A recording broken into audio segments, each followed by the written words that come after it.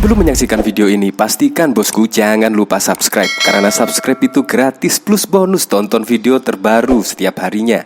Jangan lupa ya.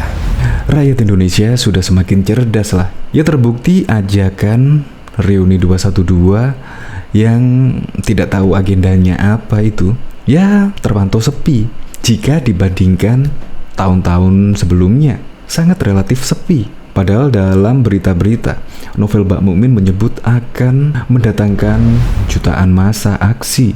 Tetapi sekarang ini terbuktilah masyarakat Indonesia sudah semakin cerdas, tidak mudah terprovokasi, tidak mudah dihasut.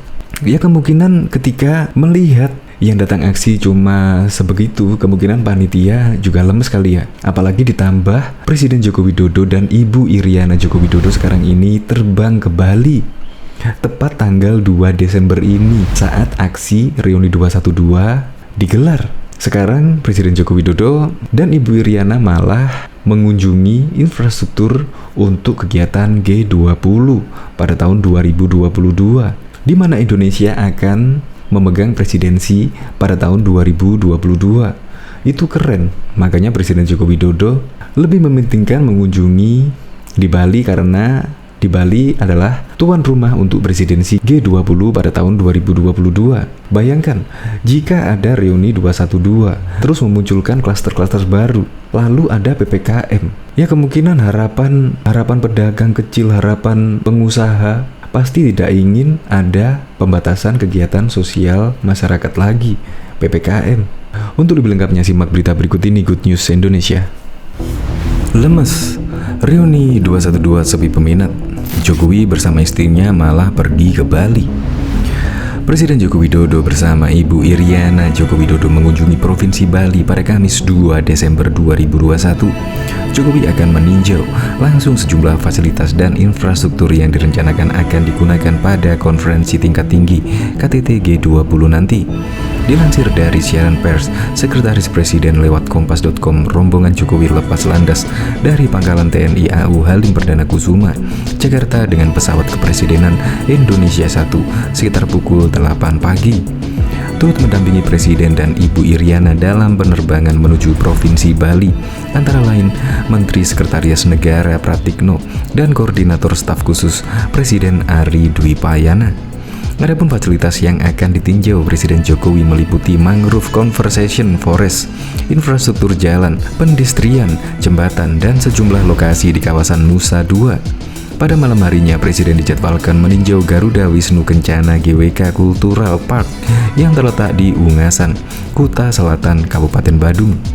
Presidensi G20 pada 2022 merupakan kali pertama bagi Indonesia. Indonesia menjadi negara pertama di ASEAN yang menjadi presidensi G20.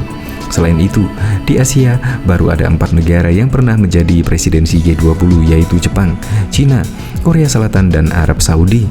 Indonesia yakin bisa tentukan arah perkembangan ekonomi dunia secara resmi.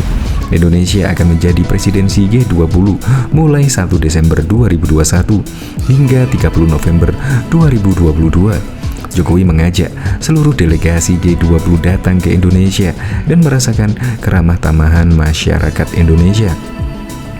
Saya mengundang para delegasi untuk datang ke Indonesia untuk melihat keindahan alam Indonesia, untuk menyaksikan keunikan keragaman budaya Indonesia dan merasakan keramah tamahan masyarakat Indonesia, ujar Presiden Jokowi sebagaimana dipantau dari siaran langsung YouTube Sekretaris Presiden. Kami akan menyambut Bapak Ibu semua dengan kegembiraan dan tangan terbuka. Selamat datang di Indonesia, ujarnya. Jokowi dalam pidato pembukaan G20 Indonesia Presidensi G20 2022 secara virtual pada Rabu 1 Desember 2021 malam mengatakan, bila acara presidensi Indonesia di G20 tidak terbatas kegiatan seremonial saja, dia ingin Indonesia mendorong seperti G20 untuk melakukan aksi-aksi yang nyata. Saya ingin presidensi Indonesia di G20 tidak sebatas seremonial belaka, ujar Jokowi dikutip dari kompas.com pada Kamis 2 Desember 2021. Jokowi menekankan Indonesia akan terus mendorong negara-negara G20 menghasilkan terobosan-terobosan besar, membangun kolaborasi, dan menggalang kekuatan. Dia menuturkan, masyarakat dunia harus dapat merasakan dampak positif dari kerja sama tersebut.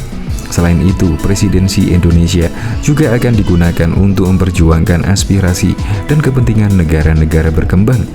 Jokowi menuturkan, Indonesia berusaha membangun tata kelola dunia yang lebih adil dan berupaya memperkuat solidaritas dunia mengatasi perubahan iklim dan pembangunan berkelanjutan.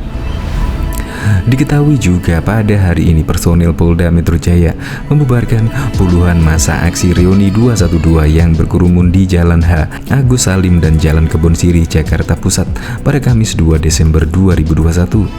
Direktur Binmas Polda Metro Jaya Komisaris Besar Bedia Wijaya didampingi Kabak Ops Polres Jakarta Pusat Ajun Komisaris Besar Guntur Muhammad Tarik membubarkan massa tersebut karena dinilai memicu kerumunan.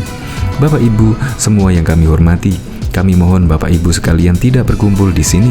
Kembali ke rumah masing-masing, monggo. Sekali lagi Bapak-bapak, Ibu-ibu untuk tidak berkumpul. Oke, foto-foto dulu, kata Badia seperti dikutip Antara. Massa memilih berkumpul di kawasan barikade tersebut karena petugas gabungan menutup dan mensterilkan kendaraan serta massa di Bundaran Patung Kuda dan Monas. Massa pun sempat berdebat dengan anggota kepolisian yang membantu memecah kerumunan itu. Kemarin demo buruh boleh Pak, ini kan juga kerumunan, kami cuma reuni aja, silaturahmi, kata Halimah, salah satu massa Reuni 212. Meski sempat berdebat dengan aparat kepolisian, massa Reuni 212 tetap membubarkan diri dan melakukan jalan bersama ke arah Tugu Tani. Selama long march, massa turut mengajak warga untuk ikut bergabung dan meramaikan aksi Reuni 212. Berdasarkan pantauan arus lalu lintas di Jalan Kebon Sirih tersendat karena massa berjalan ke bahu jalan. Kendaraan motor juga banyak yang berhenti untuk menonton aksi Reuni 212. Juga diketahui panitia Reuni 212 kembali memperbarui jadwal penyelenggaraan Reuni 212 sebelumnya. Panitia menyebut Reuni 212 akan diselenggarakan di Masjid Asy-Syikrah, Sentul, Bogor. Kini panitia menyebut aksi juga akan digelar di kawasan Patung Kuda, Jakarta Pusat. Hal itu disampaikan oleh Steering Komite Reuni 212, Slamet Ma'arif. Adapun Reuni 212 digelar dalam dua bentuk acara, yaitu aksi bertajuk Aksi Super Berdamai yang digelar pagi hari di Patung Kuda, Jakarta Pusat, serta silaturahmi dan dialog dengan 100 tokoh. Acara ini akan digelar di Masjid Asy-Syikrah. Setelah memperhatikan situasi dan perkembangan yang ada serta masukan dari ulama dan umat, maka Reuni 212 tahun 2021 akan diadakan dalam bentuk 1. Aksi super damai untuk menyampaikan pendapat yang dilindungi Undang-Undang Nomor 9 Tahun 98 dengan tema Bela Ulama, Bela MUI, dan Ganyang Koruptor yang bertempat di kawasan Patung Kuda, Jakarta, Kamis 2 Desember 2021, jam 8 hingga jam 11. Dengan wajib menjaga protokol kesehatan dan ciri khas 212, bunyi keterangan yang diterima Selasa 30 November 2021. Slamet menyatakan pihaknya sudah memberi surat pemberitahuan terkait aksi ini ke Polda Metro Jaya, namun belum dijelaskan apakah polisi memberi izin untuk aksi tersebut. Surat pemberitahuan ke Polda Metro Jaya telah diberikan hari Senin 29 November 2021 jam 2 siang, katanya. Kemudian acara Reuni 212 kembali digelar pada pukul 12.30 sampai 15.30 di Masjid Asy-Syikrah. Acara ini berbentuk silaturahmi dan dialog dengan tokoh. Silaturahmi dan dialog 100 tokoh dengan tema bersama mencari solusi untuk keselamatan NKRI, Kamis 2 Desember 2021 pukul 12.30 hingga 15.30 di Aula Masjid Asy-Syikrah Bogor, jelasnya. Sebelumnya, panitia PA212 menyatakan tetap akan menggelar acara Reuni 212 pada 2 Desember mendatang. Reuni 212 akan diadakan di Masjid Asy-Syikrah Sentul, Bogor, Jawa Barat.